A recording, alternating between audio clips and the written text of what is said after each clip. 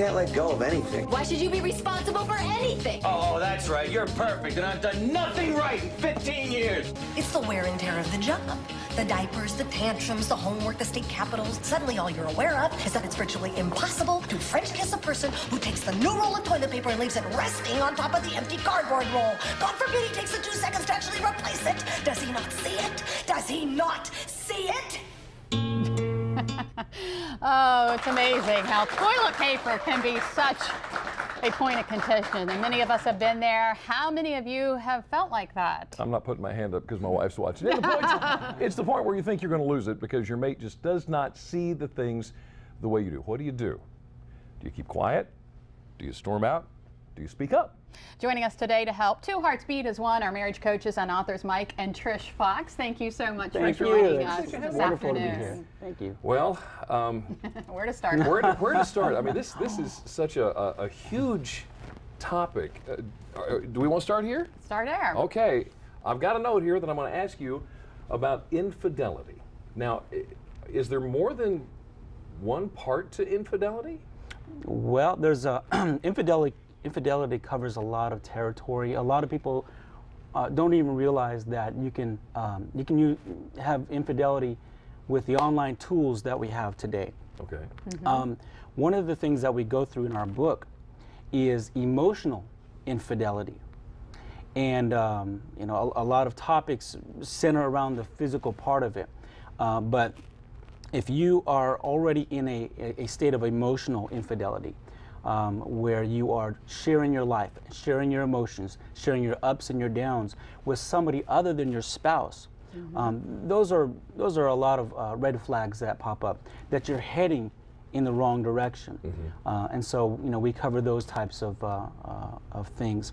They've also had, just recently actually, in one of the articles online, they've had a, it was an article about financial infidelity and about how people, like, sometimes they keep secrets from their spouse financially, and they don't tell them what they're buying or what they're spending, and they don't work it out together with their finances. So there is more than one thing associated with infidelity. In fact, the research says that about 25% of American couples hide their financial spending from their spouse. From each other. That's interesting. So when we deal with finances, when we delve a little deeper, we know that it's not relegated to just finances. Right.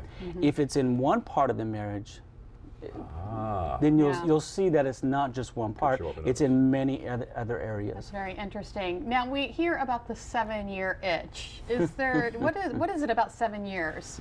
Well, we did a little research on that, and it's kind of interesting because it derives, according to research, it derives from an actual itch. Well, you've heard of scabies as a medical term, right?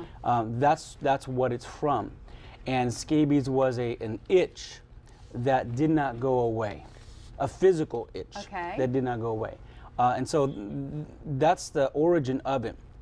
About the late 1800s, all the way until you've heard of Marilyn Monroe do a movie called The 7-Year Itch.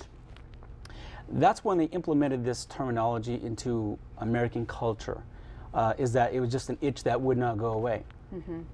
But what we want to encourage is that it's really not a 7-year itch in terms of in marriage. In fact, the recent research says that there is a 3-year glitch as opposed to a 7-year itch. In fact, the U.S. and British research says that most couples between 3 and 5 years, instead of 7 years, have that downward spiral. Yeah. And so, you know, what we say is, okay, what's the solution? You know, what's the solution to this, you know, 7-year itch for infidelity in marriages?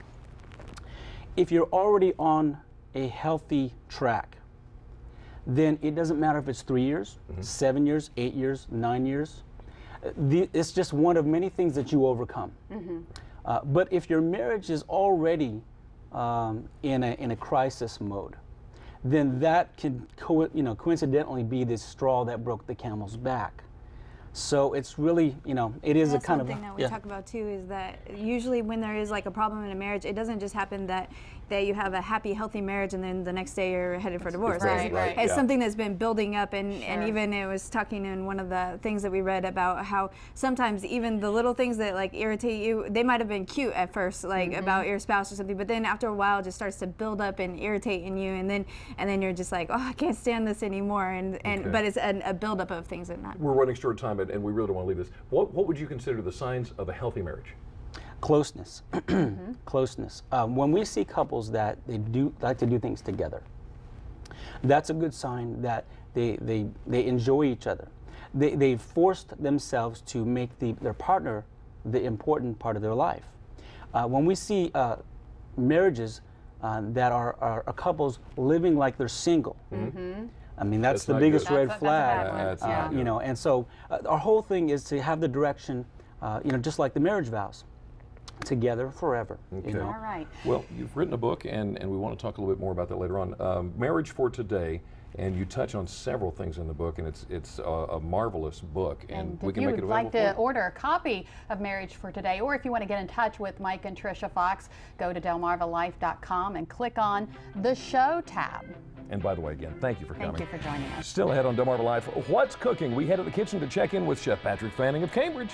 And Brian's monkeying around at the Salisbury Zoo.